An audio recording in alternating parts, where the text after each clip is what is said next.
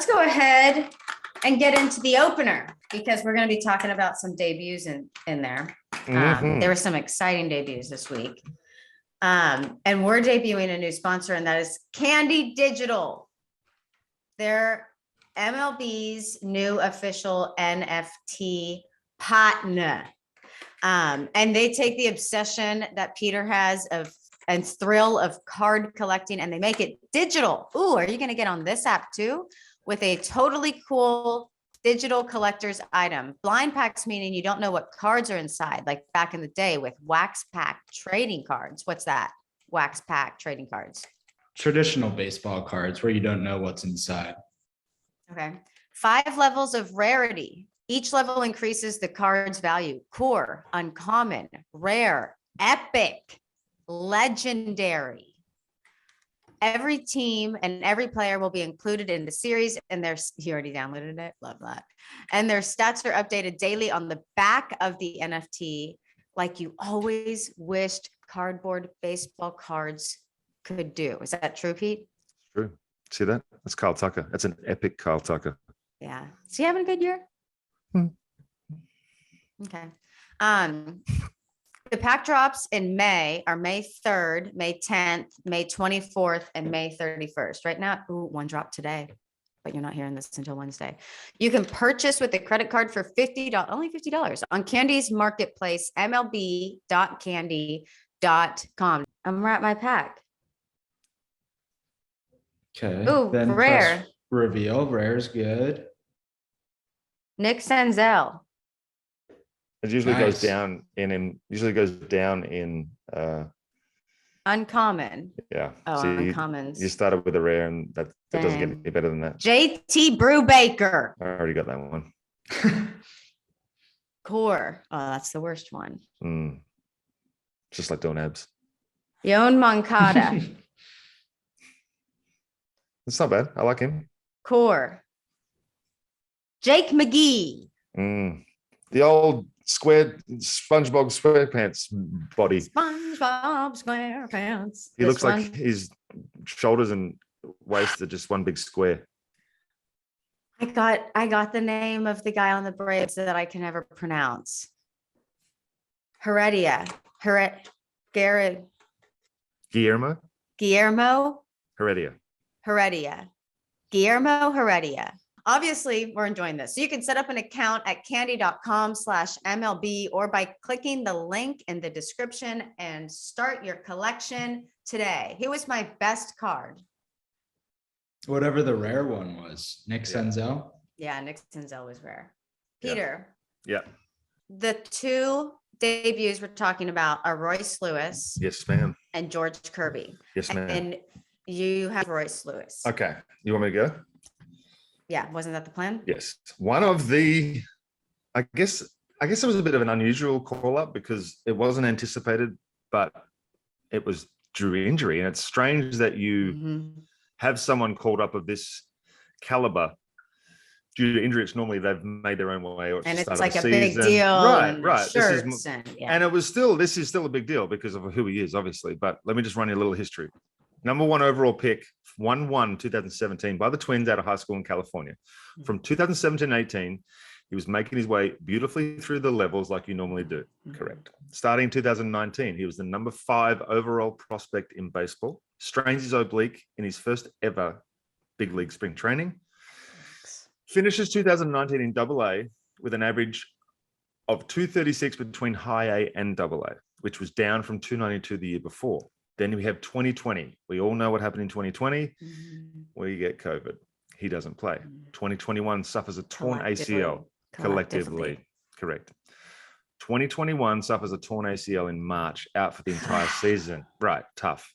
Enters 2022 as the number 46 prospect. He's dropped 39 spots. Dang.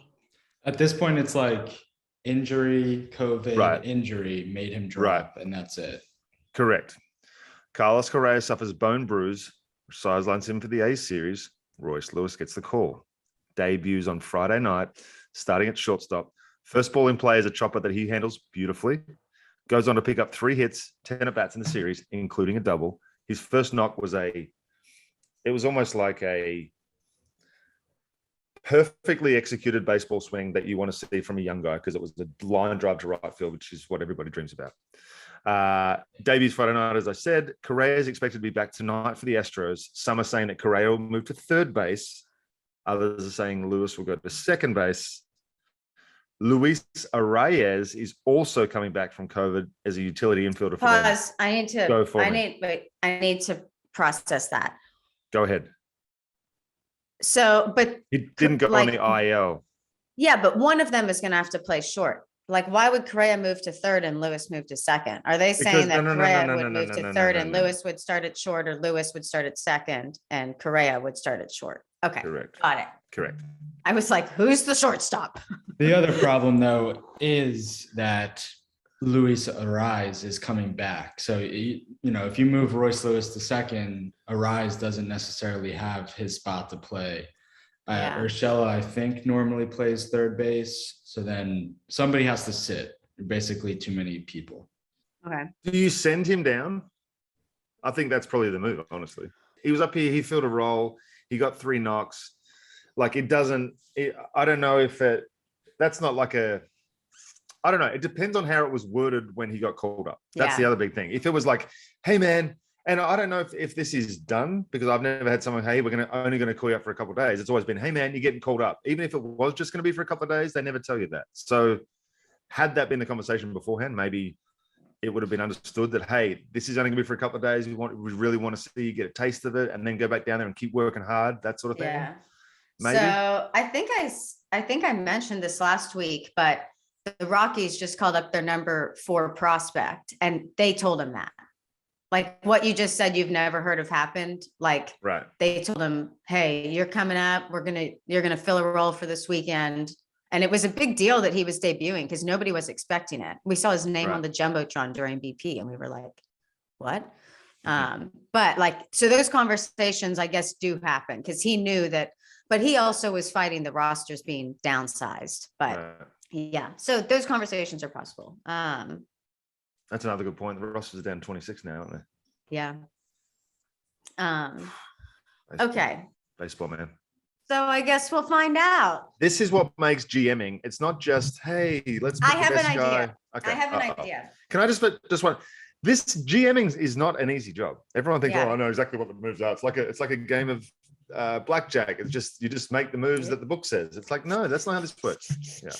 I know how it works because I got a new prop for the show. And I didn't know that I was going to debut it this early in the episode. I have it sitting in my lap. It is a magic 8-ball. So Peter, you ask me a question about how this is going to play out and we will find out. Perfect. Is my thought. No, okay. It's going to be yes or no. Is my thought of Royce Lewis being sent down true? Is Royce Lewis going to be sent down? Okay. And add it before okay. Yeah. Okay, ready? Yes.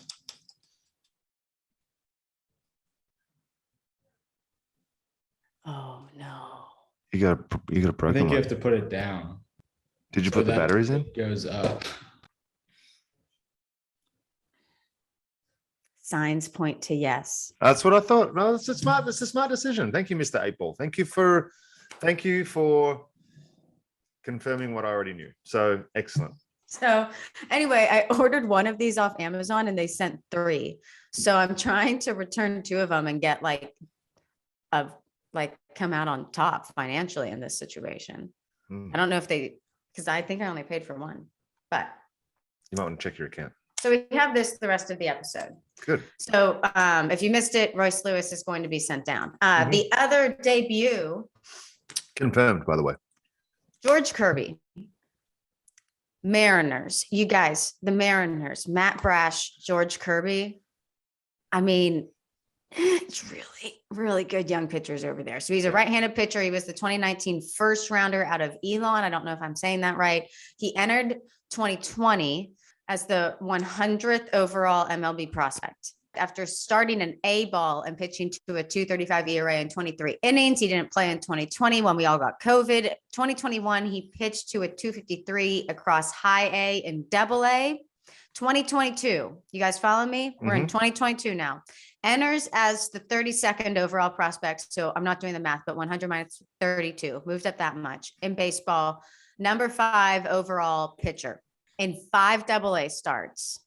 182, Pete. Mm-hmm. 182, 32 Ks and 24 and 2/3 innings pitched. Then he gets called up to the big leagues from AA. Debuts on Sunday for the Seattle Mariners. Mhm. Becomes the first player in Mariners franchise history to throw 6 scoreless innings in his debut. That's crazy. 6 innings, 4 hits, no runs, no walks. 7 Ks, 81 pitches. His friends were in the stands. It was freaking phenomenal. They were like erupting after every strikeout. So, I mean, There's a lot of young studs doing a lot of cool things at the moment. and probably too early to Is he going to win a Cy Young? Is that the question? What Maddie wrote is he entering rookie of the year? Does he have that potential? But I don't know if we can say that after one start. I didn't see it, so I But, can't like, tell you yes. either. But you absolutely can say it after one start. Why not? I haven't seen any of then this my vote's performance, so I yes. can't comment. Okay. Aussie Lingo Mm. is brought to you by JOMBOY Media's newest show. If you haven't been watching, we love Dan Canobio. Dan Canobio was in our warehouse games. He is awesome. And he is the newest addition to our podcast platform. Quick. His podcast is called Inside Boxing Live. In this show, Dan dives into the wild world of boxing. They've had guests like Mike Tyson, Dame Lillard, Ryan Garcia, and Canelio. I struggle with that name. Speaking of Canelio, he just lost in stunning fashion, and his next move is being debated. Am I saying it wrong? Is that why you're laughing? I think so. I think it's just Canelo, but Canelo. Okay. Whether you're already a boxing fan or looking to learn more about boxing in general, like myself, this is the show for you. New episodes get released every Monday and Thursday. So he'll have a Canelo. recap show on Monday. Head over to the JOMBOY Boxing YouTube channel or any of your favorite podcast apps to check it all out. JOMBOY Media is growing. We are expanding. And so is Aussie Lingo. But Peter forgot his book. Go ahead. I did not forget my book. I just didn't bring it. Adds up. Yeah. No, Same write thing. it. Write it. Clucky. Chipper, Okay. like happy, Mm-hmm. not I'm Jones. going a baby seat.